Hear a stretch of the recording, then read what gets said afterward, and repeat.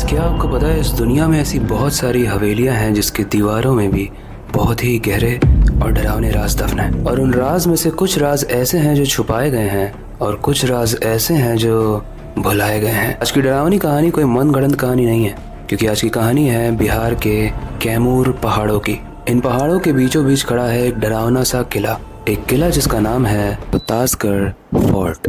अब ये किला फेमस है ऐसा नहीं कह सकता, लेकिन ये किला इनफेमस है ऐसा जरूर कह सकते हैं, क्योंकि ये बुरी चीजों के लिए फेमस है। जब आप इसे इंटरनेट पे सर्च करोगे तो एकदम नॉर्मल सा किला दिखेगा, एकदम शानदार विशाल। लेकिन ये सजेस्टेड है कि आप बस इसे इंटरनेट पे ही देखना, क्योंकि अगर आप उसके अंदर गए तो आपके साथ वो होगा जो आपने कभी जिंदगी में भी नहीं सोचा होगा। कुछ ऐसा जो आज की कहानी के अर्जुन के साथ हुआ, लेकिन वो स्टोरीज। ये कहानी है अर्जुन की। अर्जुन एक कॉन्ट्रैक्टर था जो इसी हवेली के गांव के पास में काम कर रहा था। उसे इस हवेली का बिल्कुल भी अंदाजा नहीं था। ये कितनी डरावनी है, क्या राज है इसके, बिल्कुल नहीं। अर्जुन काफी गरीब खानदान से था और उसकी भी रिसेंटली में जॉब लगी थी, तो उसे जॉब में जो भी बोला जा रहा था वो उसे सीरियसली करता था। और ये बात अर्जुन को बताई नहीं गई थी कि जहाँ अर्जुन को भेजा जा रहा है वो जगह श्रापित है, हॉन्टेड है, डरावनी है। क्योंकि इससे पहले जितने भी कॉन्ट्रैक्टर्स को भेजा गया था उस जगह पर, सब लोग बस उसका नाम सुनते ही कांप जा रहे थे। लेकिन अर्जुन को क्योंकि कोई आइडिया नहीं था, तो अर्जुन इस काम को एक्सेप्ट कर लेता है और उसके ऑफिस वाले उसे बताते भी नहीं है। लेकिन स्ट्रेंज चीज ये है कि जब अर्जुन इस गांव में आता है तो गांव वाले उसे बहुत रोकने की कोशिश करते हैं। उसे बोलते हैं कि भाई तू यहाँ पे मत जा, क्योंकि ये जगह सही नहीं है। उसे उस हवेली के कुछ राज भी बताए जाते हैं, लेकिन अर्जुन हंस के टाल देता है। वो बोलता है, भैया आपकी ये पुरानी और मनगढ़ंत कहानियों से ज़्यादा इंपॉर्टेंट मेरा काम है, क्योंकि मेरी रोटी उससे आती है, मेरा घर उससे चलता है। अर्जुन बोलता है, ये मामूली सा किला है, पत्थर और दीवारों का, आप मुझे डराओ मत। लेकिन गाइस, इसके बाद अर्जुन के साथ कुछ ऐसा होता है जिसके बाद से उसकी हंसी ही खत्म हो जाती है। देखो, अर्जुन का काम बहुत ही सिंपल था, उस फोर्ट यानी उस किले के पास जाकर एक नई साइट को ढूंढना जहां पर कंस्ट्रक्शन का काम शुरू हो पाए। लेकिन अगर आप नहीं जानते तो मैं आपको बता दूं, आप किसी भी पुरानी बिल्डिंग के पास अगर कंस्ट्रक्शन करते हो तो आपको बहुत सारी परमिशन भी लेनी पड़ती है, और आपको ये भी देखना पड़ता है कि वो बिल्डिंग कहीं कमजोर तो नहीं है, कि साइड में अगर कंस्ट्रक्शन स्टार्ट हो तो ये बिल्डिंग टूट जाए। तो इस चीज के लिए अर्जुन को सर्वे भी करना पड़ता, और इसी सर्वे को लेने के लिए वो उस हवेली के अंदर जाता है। अब जैसे मैंने कहा, अर्जुन के लिए तो बस ये पत्थर और दीवारों की हवेली थी, लेकिन जब वो उस हवेली के अंदर जा रहा था तो उसके सामने वाला गार्ड उसे रोकने की कोशिश करता है और बोलता है कि भैया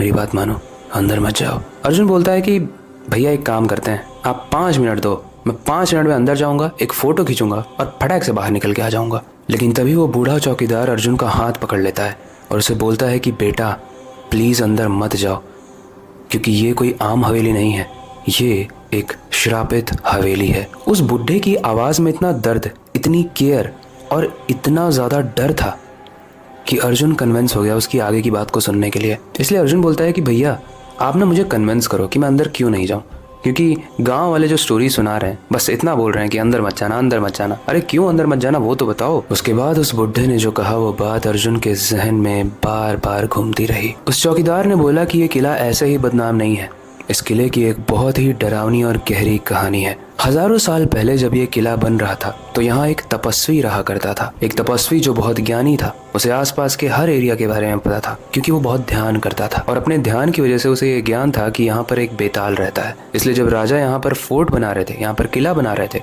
तो उस तपस्वी ने बोला भी था कि यहाँ पर कोई भी किला मत बनाओ, क्योंकि उस बेताल को अगर पता चल गया कि तुम उसके एरिया में एक घर बना रहे हो, एक किला बना रहे हो, तो यहाँ पे लोग नहीं, लोगों की लाशें मिलेंगी। उस तपस्वी ने चेतावनी दी थी और उसने बोला था कि अगर तुम्हें किला बनाना भी है ना, तो यहाँ पर बहुत ही बड़ी यज्ञ करवाओ, बहुत बड़ी पूजा करवाओ, ताकि वो बेताल शांत हो जाए। अब गाइस, अगर आपको नहीं पता है तो विक्रम बेताल की कहानियाँ बहुत फेमस हैं।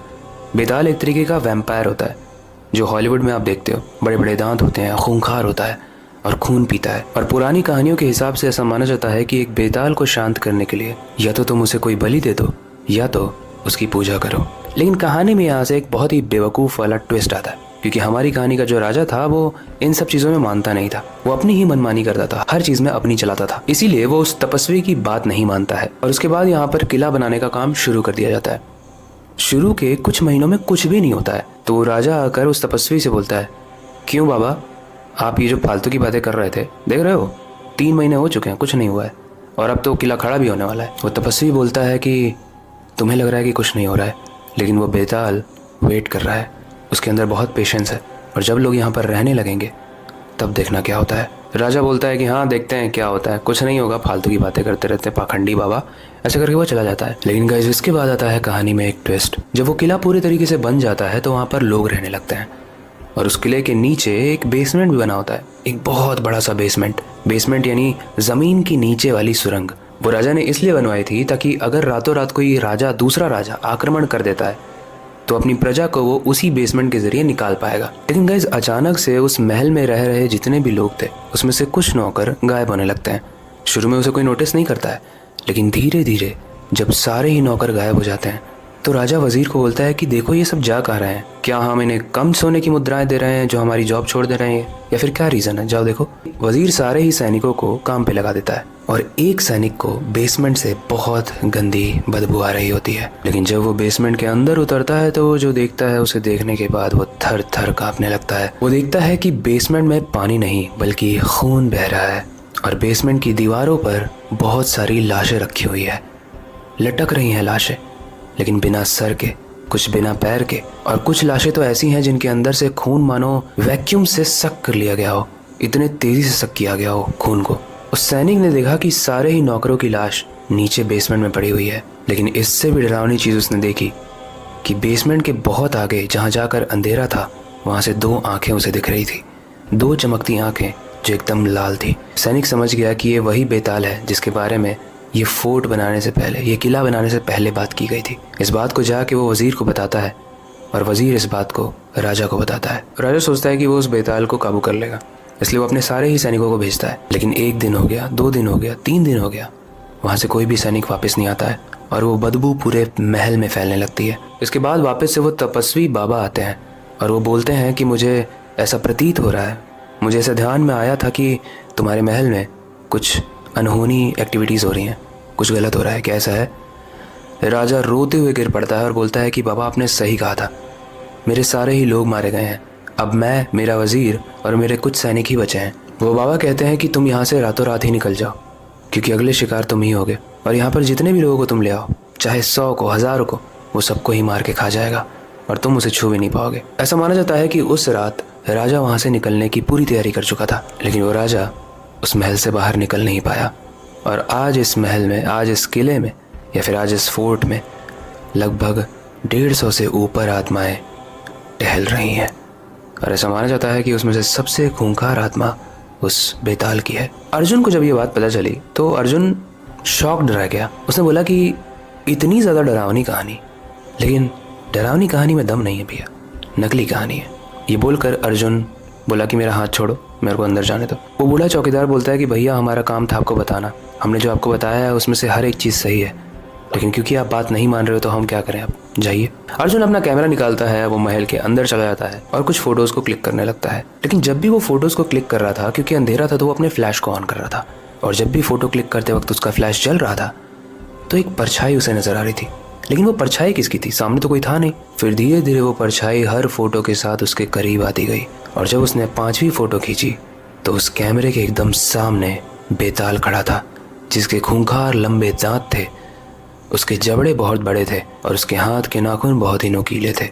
वो बस अर्जुन को मारने ही वाला होता है, तभी वो बुढ़ो अर्जुन को बाहर खींच कर ले जाता है। अर्जुन ने जो अभी सीन देखा था उस सीन को देखने के बाद वो एकदम भौचक्का रह जाता है, वो एकदम शॉक में चला जाता है और उसके बाद वो बेहोश हो जाता है। जब उसे होश आता है तो उसके सामने वो बूढ़ा चौकीदार था। वो पानी फेंकते हुए अर्जुन से पूछ रहा है कि भैया हमने जो आपको बोला था वो आपने देखा ना, इसीलिए मना किया था अंदर ना जाने को, और अगर हम सही टाइम पे नहीं आते ना तो आप फोटो खींच नहीं पाते, बल्कि आपकी फोटो इसी हवेली में टंग गई होती, इसलिए जो बोला जाता है उस बात को माना करो। अर्जुन चौकीदार से सॉरी बोलता है और उसने जो फोटोज़ खींची थी वो उसे अपने लैपटॉप में डाल देता है और अपनी सीनियर को सेंड कर देता है। इसके बाद वो बिहार के उस गांव में अपनी साइट को बनाकर वापस से दिल्ली चला जाता है। लेकिन दिल्ली जाकर उसे अपनी सीनियर से बहुत डांट पड़ती है। वो बोलती है कि ये क्या काली फोटोज़ खींच के लाया हो। अर्जुन बोलता है काली फोटोज़, अरे इसमें था कुछ तो था, दिख रहा था, मुझे लगा था कि मैं इसके बारे में आपसे बात करूंगा। लेकिन उसकी सीनियर जब उसे फ़ोटोज़ दिखाती है तो अर्जुन बहुत शॉक्ड हो जाता है, क्योंकि वो फ़ोटो एकदम काली थी, उसमें कोई भी बेताल नहीं था, उसमें कोई भी आत्मा नहीं थी। तो अब सवाल है कि ये अर्जुन का वहम था या फिर बेताल सच में होते हैं। कैसी कहानी यहीं तक थी, लेकिन आपको क्या लगता है आप हमें कमेंट सेक्शन में ज़रूर बताना। बाकी आई होप आज की कहानी हर कहानी की तरह आपको पसंद आई होगी, इंटरेस्टिंग लगी होगी और थोड़ा सा डर भी लगा होगा। लेकिन आगे आने वाली कहानी इससे भी ज़्यादा इंटरेस्टिंग है, इसलिए इस पेज को फॉलो करके आगे आने वाली वीडियोस को स्किप मत करना। फिलहाल के लिए वक्त आ चुका है इस स्टोरी को एंड करने का और नई सुपर इंटरेस्टिंग और डरावनी कहानी पर काम शुरू करने का, लेकिन जाने से पहले मैं हमेशा की तरह